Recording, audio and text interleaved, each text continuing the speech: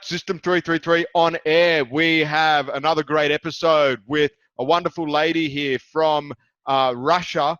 She's lived all around the world, and her name is Masha. Masha and I met in Moscow a couple of years ago. How you going today, Masha? Yeah, I'm going pretty good. And yourself? Yeah, doing pretty well. We last caught up in Dubai when I was staying at the Atlantis at the Palm. That was end of 2018, and it was pretty cool. You travel around the world a lot. Probably one of the travelers that not only just travel around to different places, but also spend time living in different places. And you have an amazing journey as how you ended up returning home during the coronavirus from Budapest all the way back to Russia. Is that right? Yeah, it certainly was an adventure. And, I'm, like you said, I'm quite an experienced traveler. So I know how to travel. I know how to arrange things. But in the time of Corona, you can have the most perfect plan, but it can all like go down the toilet any second because, it's coronavirus. So times are unpredictable. Rules in different countries are not necessarily coherent. You can call the embassy of whatever country, talk to one employee one day, he'll tell you one thing, and then call somebody else in the same embassy the next day, and she'll tell you a completely different thing. So, yeah, basically, I got stuck in Hungary. Well, not so much stuck. Before coronavirus, I was kind of splitting my time between Moscow and Budapest. Those were kind of my two homes, but then I got stuck in March in Hungary. And I really wanted to go home to Russia in the summer, see my friends, see my family, just hang out, it's my home. And it was already August, and I thought, you know what, I got to do it. It's now or never, because the second wave is going to hit, and then, who knows when I get to go home again. So I was looking at different options. Like, it started from kind of, maybe flying to Minsk and then taking the bus from Minsk, but that was around the Belarus elections, so it was a bit like there was a bit of unrest. Yeah, and speaking of So Belarus, actually, we had someone on our podcast from Belarus just recently, and he was speaking about how crazy it was moving around and the elections itself and the intensity it had. So you didn't end up going to Belarus, though, did you? You scrapped that plan. I scrapped it, yeah, because well, first of all, in these times of Corona, I don't know how it is in Australia, but in Europe, you have all these flights. Like, there are flights on sale from Budapest to Moscow, but you buy these flights and they get canceled like 20 minutes later. And then you're stuck, waiting for your money. So I saw that the Belarusian airlines were selling these flights from Budapest to Minsk.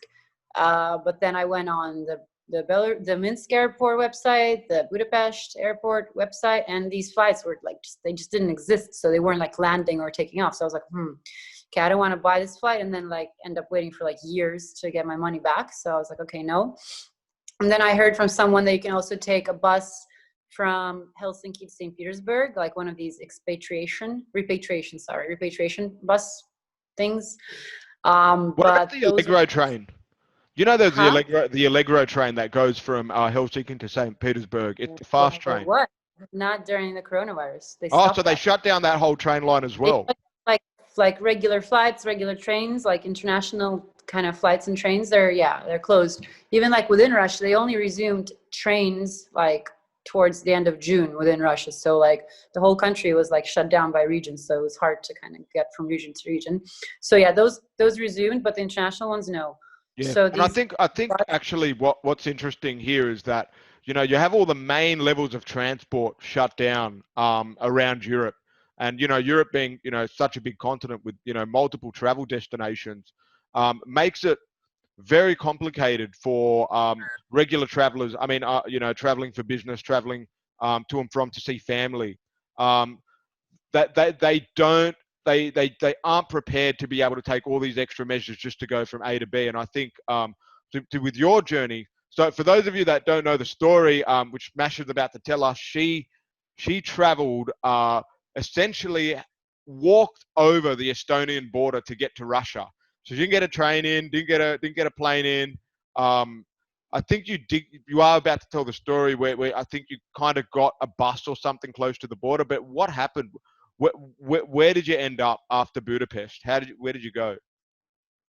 Well, the journey was quite long. So I went to Bratislava, so that in the morning I could get a bus early enough that would get me to Vienna airport early enough so I could fly from Vienna to Tallinn. So And then, Slovakia. You were able to get a bus yeah, from Budapest, or was it a bus?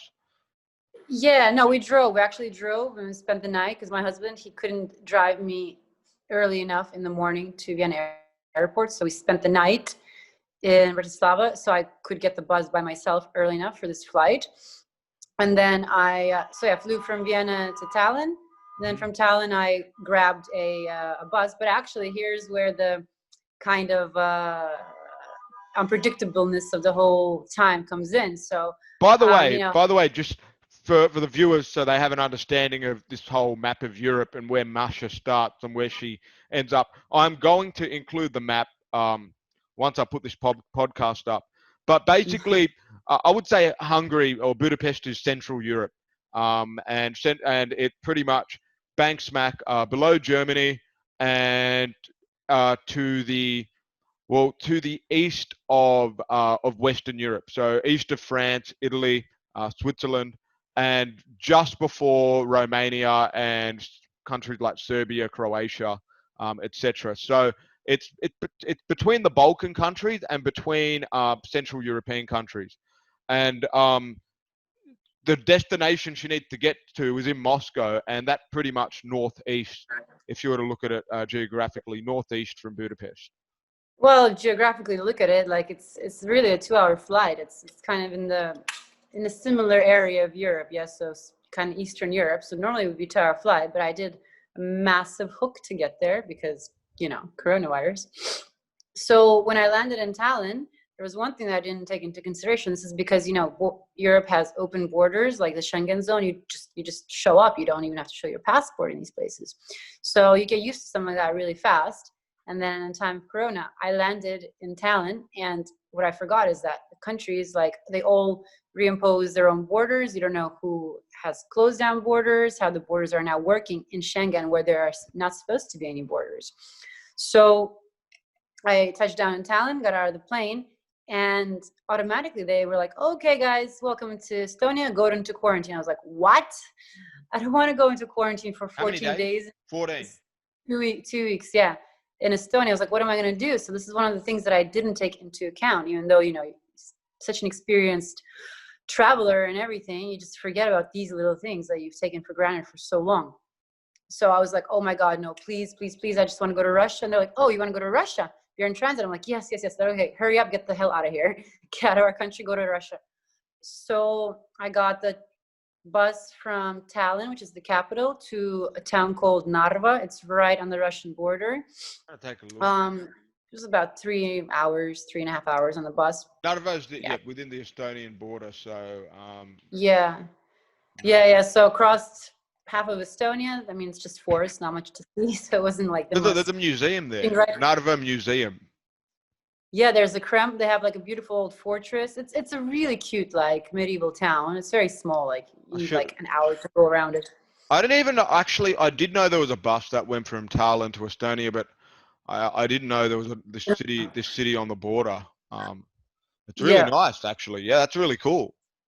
And I was lucky. It was a very beautiful summer day, like sunshine, clear blue skies. It was really nice. So I got out. So this was how long ago now? It was 4 weeks ago or so, wasn't it? This would have been like a month and a half ago. So it was just the beginning of August, like August 8th it was. Yeah, so about 7 weeks. Yeah. So I got out of the bus and immediately I got my phone out to like look at the map. And it's funny because I wasn't the only one. So quite a few Russians did this journey. Some came from as far away as Madrid. Some came from Munich. They flew to Tallinn, took this bus to then walk over the border because there's like no other way now. So you got to walk out of one country into another country over a bridge. Yeah. So you get out of the bus, you walk about 10 minutes to the border crossing. The Estonians were quite difficult. Like, they didn't want to let us out for some reason. They were they were weird. And then I'm looking at the map, by the way. So what I can see, and I'm going to put this up on the podcast, is it's called, I can read this in writing, it's called the Friendship Bridge, Narva. Is that right? It says Most Druzhda Wait, Druzhba, Most Narva, Druzhba. Estonia, Ivangorod. So it's a city. Ivangorod. It goes to Ivangorod, which is a city on the border. Yeah, it's the border town. So yeah, we walked over this bridge, me and like a couple other people that came over from different parts of Europe. The Russians let us in pretty quickly without many problems. We had to wait for a lady from the like local, well, the federal health organization to check our like COVID test results. And then they just let us through. And basically I was like, okay, what do I do now? Because it was quite late. So all the public transport that goes from Ivangorod to St. Petersburg was done. Like the last shuttle bus You had to like stay left for the a night. while ago. Well, it was either that. So I was like, oh man, I got to stay here for the night. And that's not like great because Ivangorod is it's a border town. So it's high security. So I wouldn't even be able to walk around. Like I would just be cooped up in the hotel until I can get on the shuttle bus and leave, because there's like patrols going around the city, making sure that there's no like strange characters. Cause it's, it's a high security area. It's on the border with the EU, and EU-Russia relations are a bit strained. So they don't want just like some random characters. But also, is it because of the coronavirus as well? No, it's always like that. No. So like if you're, was it more intensified, or would it have been the same had you gone before the coronavirus? I think it was the same. So I read like on different forums that even if you're just a Russian tourist who wants to go to Ivangorod, it has a beautiful fortress as well. It's a historic city, so it's a place of interest. Look, yeah. But you can't just go there as a Russian citizen. You need to apply for a permit to go there and like hang out and check it out. So I really didn't want to be stuck there for the night. Let's put it that way. It seemed a little bit too intense. But luckily, one of the guys that was crossing the border, his mom was waiting for him to take him to, not straight to St. Petersburg, but like near it. So I kind of hitchhiked with them. I was very lucky that they were also heading there. Where did they take you to on the map? They took me to Sestrorецk. So it's a suburb of St. Petersburg on the Gulf of Finland. So it's on the beach. Yeah, I'm just taking a look. The Gulf of Finland. Oh, yep. I see. Sestrorецk, yeah, that's where they took me. Is it near like the Pedagog Palace side, like that? No, that's the other end. No, other end. So like the Gulf of Finland is like this, right? So Peter Gulf would be here, and this would be like the opposite end. Opposite. There's there's a bridge that goes Sosnovyj Bor, is that right? Sosnovyj Bor. That what it's called? Well, yeah, somewhere there. Okay, like in that area. Okay, cool. All right, I'm getting familiar with the geography, because it makes it all interesting. So they didn't really have the chance, the time to like drop me off in the center, which is where I needed to go. So they dropped me off on the highway at some bus stop. So I was there just like with my suitcase, like, okay, now what do I do? So I was waiting for the bus at night in the middle of a highway, but eventually I got on the bus and got into the city center. And after a trip like that, I kind of wanted to chill and unwind a bit. So I spent 2 amazing days in St. Petersburg. The weather was great. Saw my friends, went around, hung out. St. Petersburg is a great city just for like hanging out and chilling. Like, I love St. Petersburg. It's probably in my top 5 favorite cities of all time in the world. And I would even love to live there for a bit. I think that city's amazing. It is, yeah. It's a great place to unwind, especially when the weather is good. Like it's kind of like the Melbourne of Russia, because the weather is so crap most of the time. So to get 2 amazing summer days in a row, I was like, I'm not wasting that. So I hung around, and then I got the high-speed Sapsan train from St. Petersburg to Moscow, and yeah, that's how the journey kind of ended. So quite a long odyssey that was. I mean, for what was meant to be a 2-hour, what was meant to be a 2-hour flight. Yeah, I left on the morning of the, I think, 8th or 7th of August, and I arrived in the evening of the 11th of August. So how many hours is that? It's like a lot of hours. Close to 96 hours. That's something like at least 4 full days. Yeah. Yeah, so we would call it Masha's Great Odyssey. Was probably your greatest odyssey. I mean, you've had a few good odysseys, which I'm gonna ask you about shortly. But I want to actually firstly speak about the nature of the coronavirus in Europe. Now, look, as I mentioned, we had my friend from Belarus. He's only been in Belarus the whole time. He gave his story about what the coronavirus was like in Minsk and you know, the presidential elections, which you mentioned. Non-existent, right? They deny that it exists. Yeah, they believe they've defeated the virus, but from the numbers I can see it's quite high. What has it been like in Hungary, and then going from what Hungary was like to Russia? What was that stark difference, and how is the coronavirus impacting both? Well, Hungary is an interesting one because during the peak of the pandemic, like April, May, it was consistently like one of the safest countries to be in, like in the world, like one of the safest countries in Europe. And That's at the interesting very because it's landlocked as well. It's a landlocked. For those of you that don't know where Hungary, I mean, we've mentioned where Hungary is before, but it is one of the landlocked regions of Europe. So a lot of countries can cross through there. yeah, and I mean it's a big hub because you got like all the truck drivers from Romania that are bringing goods from Romania into Europe, like they will go through Hungary. So, and like Bulgaria and stuff. So those are like major like logistics companies will go through Hungary from different parts of Europe. So yeah, but it shut its borders pretty quickly in March. I mean, if we have time, I'll tell you how I managed to get back into Hungary before all the borders shut in March. That was an adventure too. But yeah, so it was consistently one of the safest countries, and you know the government response was good.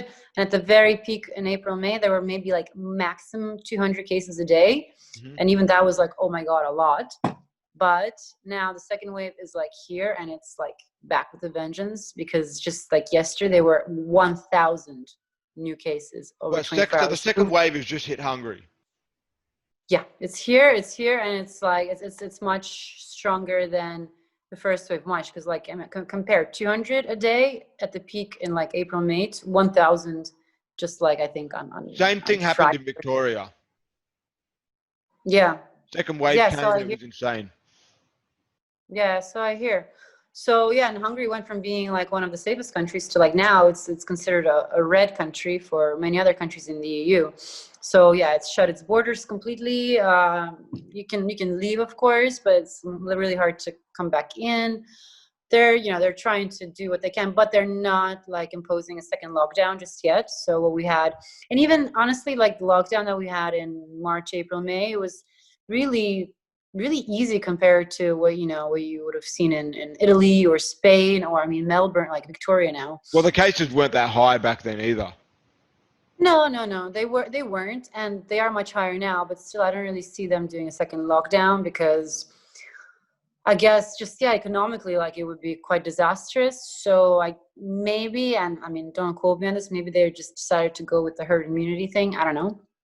But yeah, basically the cases are rising like really fast, but they're not taking any measures apart from closing the borders just yet. As for Russia, well, it had one of the strictest lockdowns from what I understood, like Moscow anyway. One of the strictest lockdowns relative to other countries, is that right? Yeah. Why is that? Because a lot of people reckon the Victorian lockdown is strict.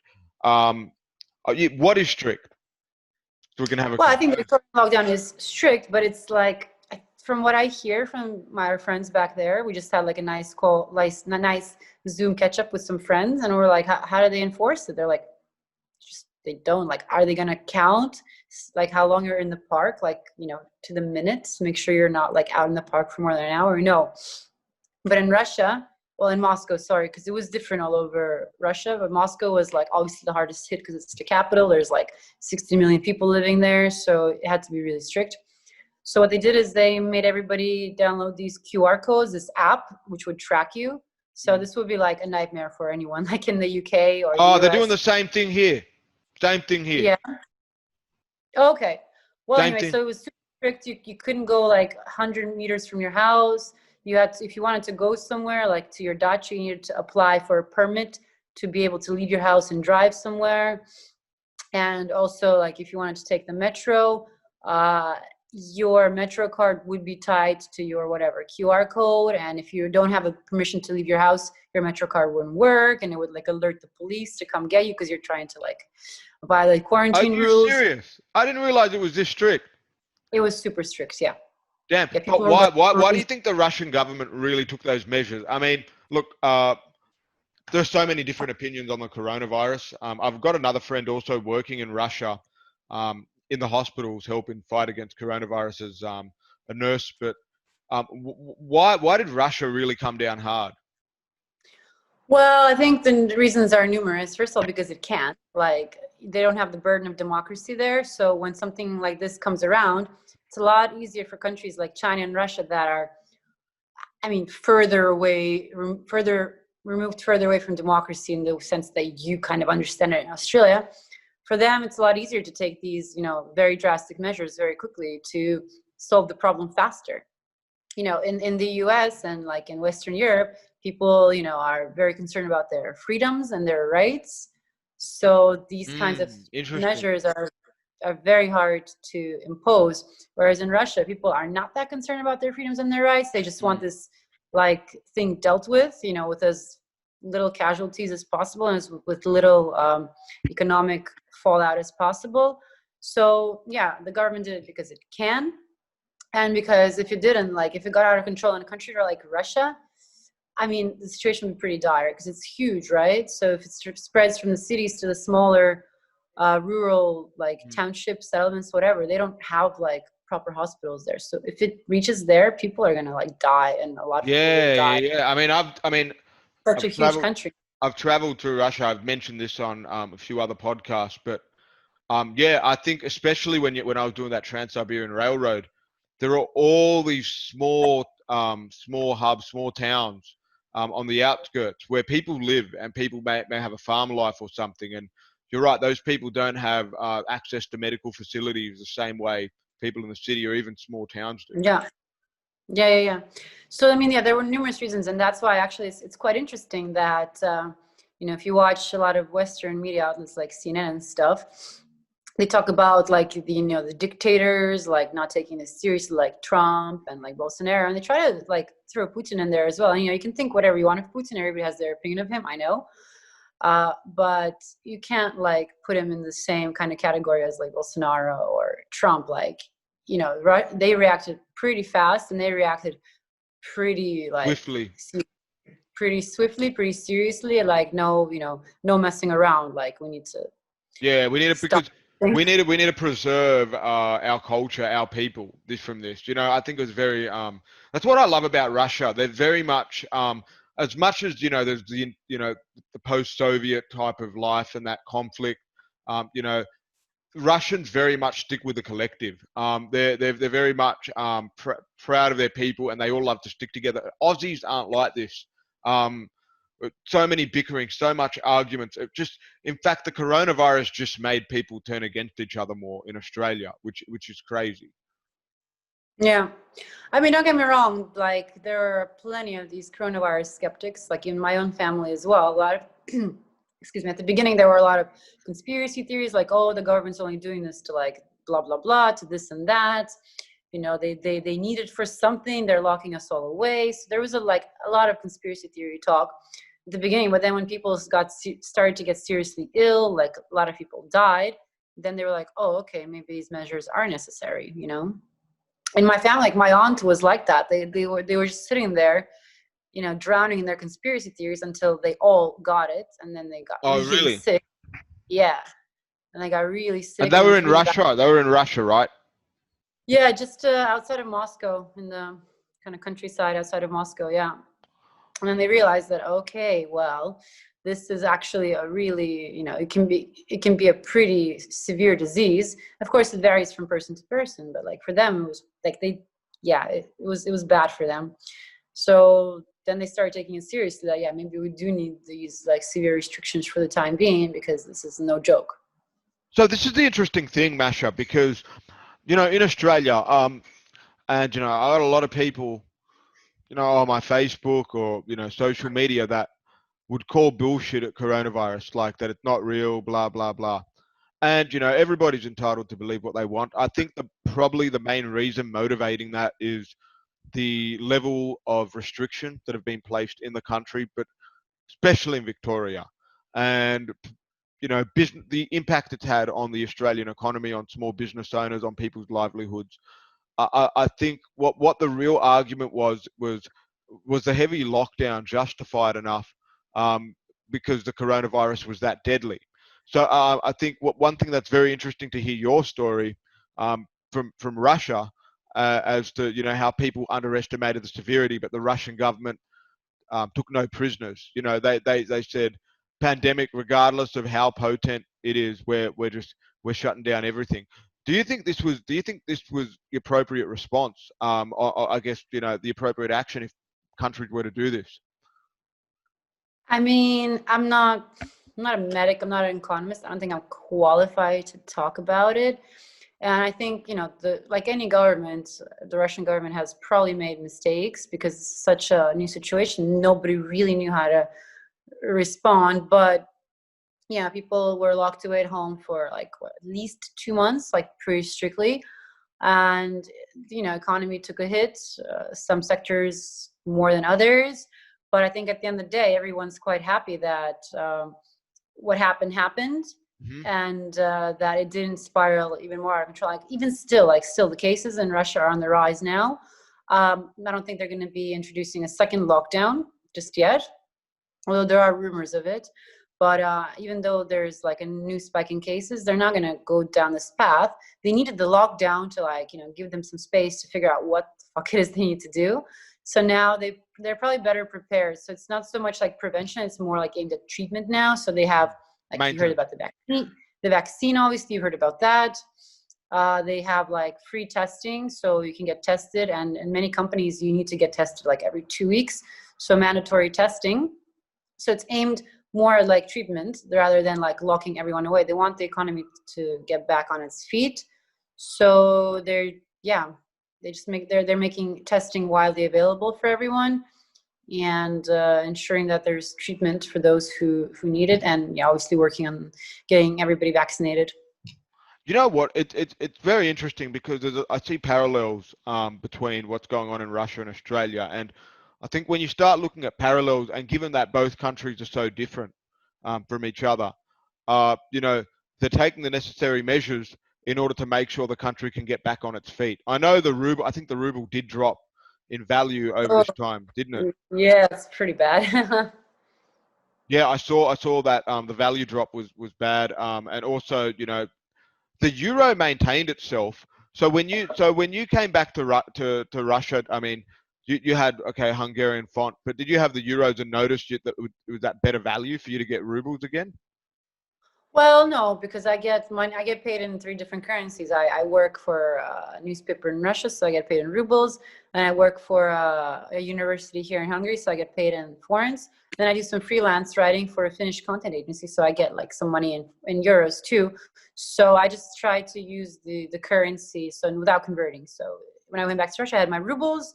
When I'm here in Hungary, I have my forints. And if I go to Euro country, Eurozone, then I just use my euros. Oh, So that's cool. So you get paid in three different currencies. I don't know if I know yeah, anyone who it's gets paid in very three useful. different currencies. That's pretty interesting piece of information. So tell us about your freelance work because look, I've read, I came across your story reading your blog, which I found very impressive.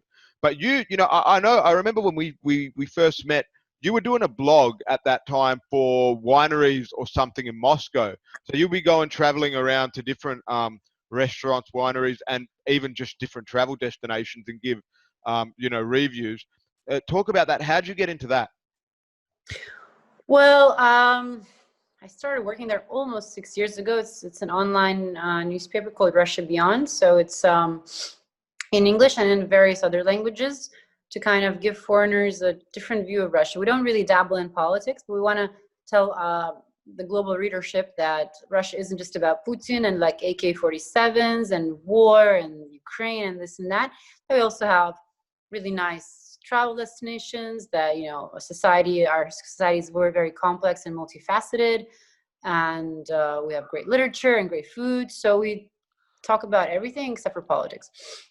So when I'm there, I try to do some writing about like cool places to go in Moscow, and when there's an opportunity, also cool places to go in Russia. So I've done a couple of trips around Russia and wrote about them, but not nearly enough, not nearly as many as I would like to have done.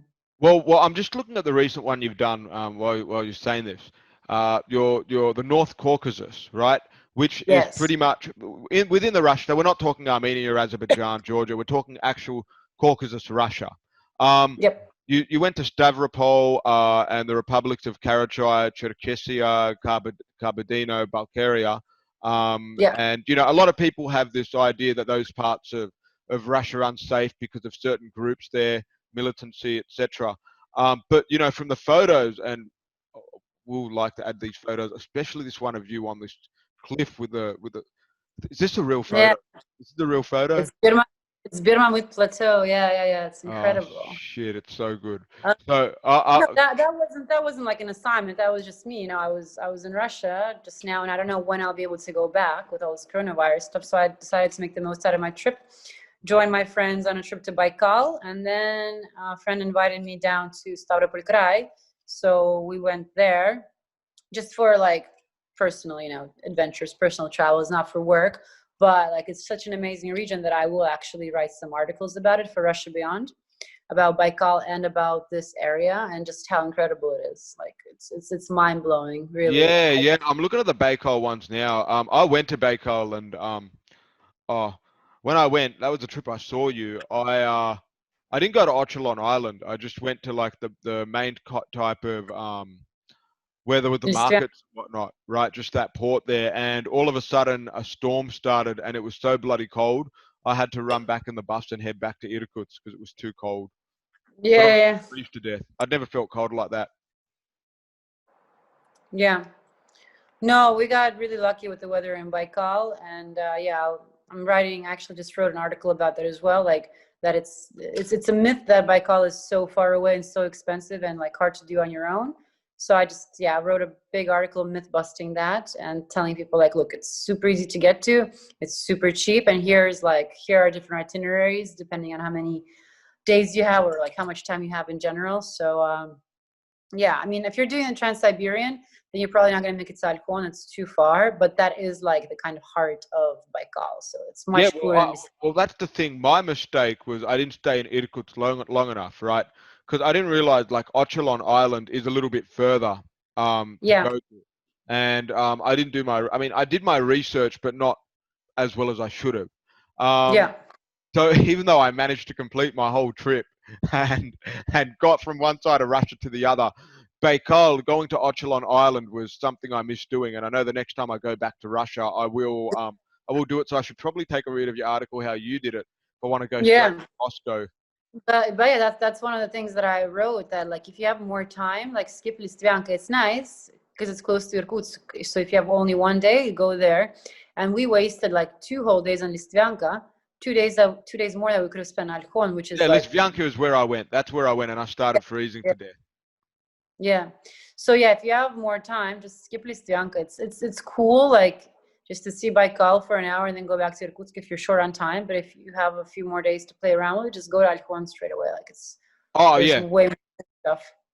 yeah. Yeah. I reckon definitely a trip that I still have up my sleeve. I've also wanted to check out you know, well, so you've spoken about the North Caucasus. Now, Yes. what other parts of Russia are really good? Because I hear there's really good snow areas, like areas Yeah. where snow is. So I'm sure a lot of people want to know about, you know, where you can see the Northern Lights and whatnot.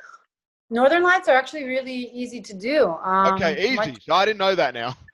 super easy. Yeah. Like if you're in Moscow, all you got to do is take like a 2 hour flight to Murmansk, I know which is in Murmansk. the I do go snowboarding there. I knew a lady that used to I know a lady. She goes snowboarding, all this type of stuff. She's got really yeah. good photos. Goes to Hibina, I assume. Yeah. So Murmansk, it's just 2 hours away, but it's already like kind of within the Arctic Circle, I believe. And so yeah, you just take a 2 hour flight from Moscow, get a hotel in Murmansk, and at night get like one of those tour companies to drive you out, like maybe an hour out of Murmansk, somewhere far away from the city lights, and you just stand there and wait for the lights to come on. It's super easy, actually. Yeah, I didn't know Murmansk was like what time of the year would you go? What month? Well, we went in December, right at the end of December, and that's kind of like a really interesting time because for like 44 days they don't have any sun at all, so it's like pitch black for maybe like 20 hours of the day. It's just pitch black. And then for maybe like 2 hours there's light, but there's not sunlight, so the sun doesn't rise. It doesn't rise over there. So you get some light, but never sun for 44 days. So you're living almost like in pitch black darkness for Crap. like I didn't know that. more than a month. There's residents there as well. Yeah. Of course, yeah. It's like it's the biggest city above the Arctic Circle. Yeah. Shit. I heard about that, but I didn't realize like it was like the way you described it was just a bit more intense than what you read, you know. But Murmansk, But it's you would cool. go Like in what it's a month? fun What month would you experience. go? If I wanted to go, what month would you recommend me go? Listen, I think it's a cool experience. Like, don't go there for a week. Go there for like a weekend. It's something interesting to experience. Yeah. Once in your life. So end of like December, pretty much all of December and half of January is like that. It's But gonna be also too that's bloody when cold.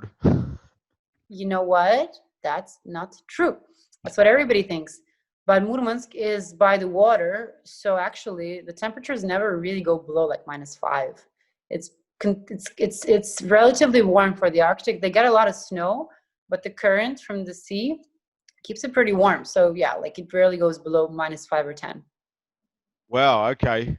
I've got to, yeah, definitely. I've got to take a look at these places. See, so those of you who are thinking about going to Russia, Masha's got a whole bunch of good articles. We'll make sure to grab that link to your blog at the end of the podcast. But yeah, final topic, kind of before we close up. Now, with the way the coronavirus has had an impact, I guess, on the level of travel, people like you and I love doing. What do you think the future will be for travelers around the world? Uh, that's a great unknown. I think domestic travel is just gonna see its peak, this year, next year. We can see this in Hungary. We can see this in Russia. People are generally a bit wary and a bit cautious of going abroad anywhere, no matter which country you're in. Like I was also watching on the TV in Denmark, the same thing. Like a lot of Danes chose to stay local this year and just explore their country. It's not very big, but still, there's plenty of places that Danes themselves haven't seen. So I think the future for the next year or two for sure is just domestic travel, just seeing your own country. And I think for Russia, that's great. Already, domestic travel got a big boost in 2014 after the sanctions, and the ruble went like crashing down, so people couldn't really afford to go to Europe anymore. So they started to discover their own country, and they're seeing these places that they never thought existed in Russia. Like much like myself, this trip to the Northern Caucasus just blew my mind. It's like, this exists in my country. Why were we not going here earlier? Well, that's the thing. If we look at America, and this is why a lot of Americans stay within the US, it's because they kind of have almost everything in their own country. They've got deserts, they've got snow, they've got beaches, they have a lot, and I think it's not just that, but it's also, don't forget that they work like horses. They get like 1 week of annual leave a year. What are you going to do with that? Right? So don't forget that they don't get that many holiday days a year. well, So they'd rather leave the country or. well, no, and then and it's also this like American patriotism, like I eat American, I drink American, I travel American. And it's if you want to go anywhere like Europe or like Australia, you need more than a week. Of course, some crazy Americans do go to Europe just for 1 week, and I'm like, that's insane, but that's all they have to play around with. So that's why many Americans choose to stay in America. And also, they don't speak any other languages, so they're like, don't really want to go there. And many of my friends who I went to school with in the States, like, they're 30 something and they don't have their passports. Like, there's just no, I don't know, it's weird. There's no drive because they don't really have the money to do it. They don't really have the time to do it. I mean, like the rich American is a bit of a myth. The average American doesn't really make that much money. They I barely took a look at that actually the other day. The average salary, it was it was less than it's $44,000 a year. For an Australian dollars, that'd be close to about 58,000. And it's that is for an average, it's quite low in Australia. But at least for someone, I think for a single person, it's fine. If they want just a normal life, content lifestyle, all the basics met. But for someone who wants a family, someone who wants I can understand, and because America's Oh, such a big country, that median would be quite high as well. yeah, and in America, yeah, like you said, it's also true what you said. They have everything, and it's been advertised, it's been marketed well enough. Whereas in Russia, nobody really took the time to ever market and advertise what we have in our own country. And it's like, it's a catch-22, right? So because there was no domestic travel, there wasn't very good infrastructure. So basically people were like, oh, well, I can like try to travel around Russia, but there's like shit roads and shit this, shit that, no good hotels. Or I can go to Europe where the infrastructure is in place. So yeah, it was catch-22. But with the sanctions and now with the coronavirus, there is a demand for travel. So like the roads, the hotels, the whole tourism infrastructure is developing at like breakneck speed. And soon I think it's gonna easily overtake like Europe or the US in terms So of what tourism we. is because I guess what I've gathered from what you've said about the future of travel, Masha, is that domestic tourism, although we've seen a crash of tourism for a majority of this period, domestic tourism will be the first to rise, like Phoenix out of the ashes, in Yeah, most of these countries. yeah. Exactly. I could see Yeah. that. I know a lot of people, at least the talk of the town in Australia with people I know, a lot of the travelers is everybody wants to travel to different parts of Australia now. I want to go to Byron Bay, Tweeds Heads, up north. I want to go to Queensland. I'm thinking about the same thing too. Like I've had that in my mind. Hey, I want to travel domestically because who knows when we can travel internationally again. Yes, Ideally, exactly. I'd love to be overseas, but we need. I think the first steps is find somewhere local that you haven't been before. I think. Yeah. In a country like Australia or Russia, like there's going to be a million places because they're huge. Hungary, I'm getting a little claustrophobic here because it's a pretty small country. You can drive through the whole country in 4 hours. Like it's What's the tiny. name of that So lake? What's the name of that lake in Bal- Hungary? Balaton. Balaton. Yeah, that's right. And that, like this summer, because most people did choose to stay local. Normally, Hungarians would go to Croatia because, like, in 5, 6 hours, you can be You're in by the Split. Croatian seaside. Well, not maybe Split's a bit further, but like Kurk or something, right? But this summer, a lot of people were weary of going. So, what do you have in Hungary that's similar? Like only Balaton. Like, yeah, it's a really big lake. Don't get me wrong, it's huge. But for a country of 10 million, that's not enough, you know? So we went to Balaton for like a day in August, and it was just like splitting at the seams, you know? It was just an ant farm there. So for a country like Hungary, like domestic tourism is great, but there's only so much it can take. It's a very small country, and there's not that many places like Balaton, you know? So for some countries, it's good. For other countries, it's like, yeah, kind of, There's only yeah. so many And options you can have. yeah. And it's not great for the environment either. You know, this lake is like kind of it's an ecosystem of sorts, but when you have like half the country, like 5 million people spending the summer there, it's not good for the ecosystem either. So I think it's a big strain on the environment for a country like Hungary.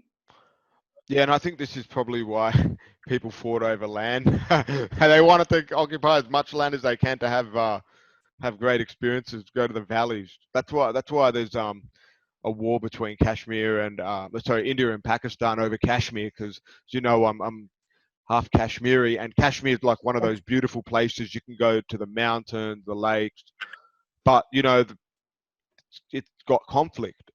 So Yes. what can you do when you have a beautiful piece of land? Even you have Russia with Crimea and Ukraine. What's Yeah. that like now as well? Can you travel to Crimea? It's occupied, isn't it? Well, yeah, no, you can. And the only way you can travel to Crimea is by having a valid Russian visa. So Crimea is over it. Russia's over it. Like for us, it's not a question anymore. Crimea is Russia.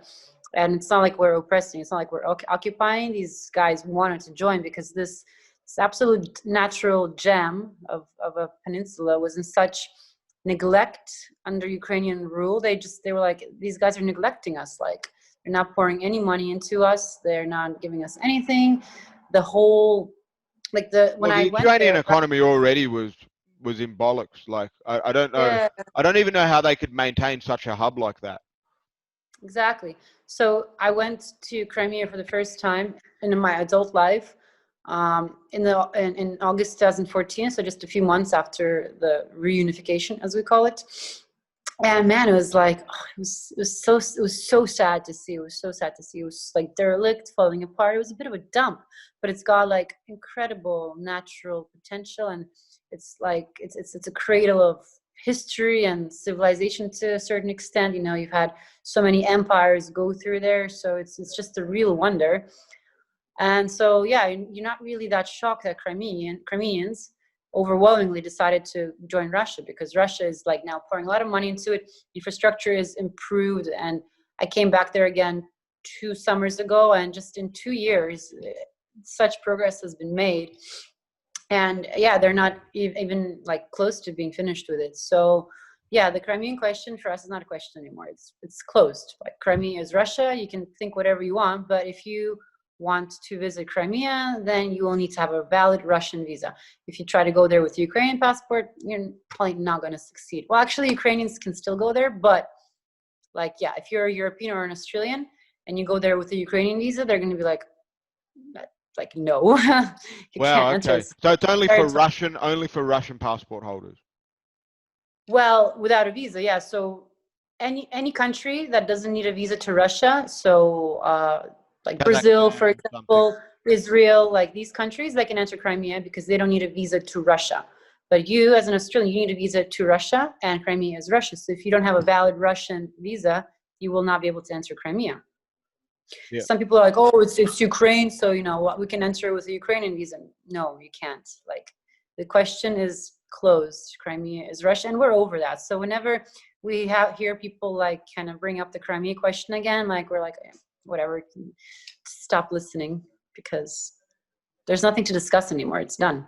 Yeah, and it's interesting because, see, you know, we just hope there's a kind of solution like that for Kashmir, where because that conflict is not done. It's still going, yeah. And you know. So who belongs now officially? Half is India, half is Pakistan. Okay. And Kashmir is aren't really keen on being with either or. They want to have their own state, but there's a lot going on in India. But you know, that's probably a discussion for another time. I want to say thanks for coming on the show and discussing you know, your journey and also the other great travel odysseys you've been on. I'm sure a lot of people would like to take a read of your blogs and also take a look at what you have to write about traveling Russia and around the world. What was your blog? How can we find you? Well, it's not so much a blog. Like, I write for my newspaper, so it's Russia Beyond, rbth.com. And if you just type into search my name, Maria Stambler, then you'll see all the articles that I've authored for Russia Beyond.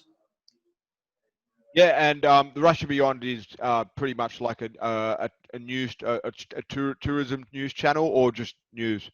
It's neither. It's neither really. It's online outlet about Russia. So it encompasses many things. It encompasses travel, society, education, business. Like I said, everything except for politics. We cover like literally everything about Russia. And it's not really news channel. It's more like articles about society and about travel. We don't really cover the news. We don't really cover politics. We just want to show people that there's so much to Russia apart from politics and news. And that's what we want to hear. We want to hear the beautiful things about Russia. I know, you know, I love going there. I want to go back there. And a lot of people ask me about Russia. So I'm sure a lot of people are going to appreciate your time on this podcast. And I hope you have a great time in Budapest with everything going on. And soon enough, you'll be off to it. Where are you going next? I don't know, Lake Balaton. Lake Balaton. All right, guys. We're closed in Hungary, so yeah, Lake Balaton probably. Balaton it is. Well, thanks everyone, and thanks for being on the show, Masha, and have a great evening.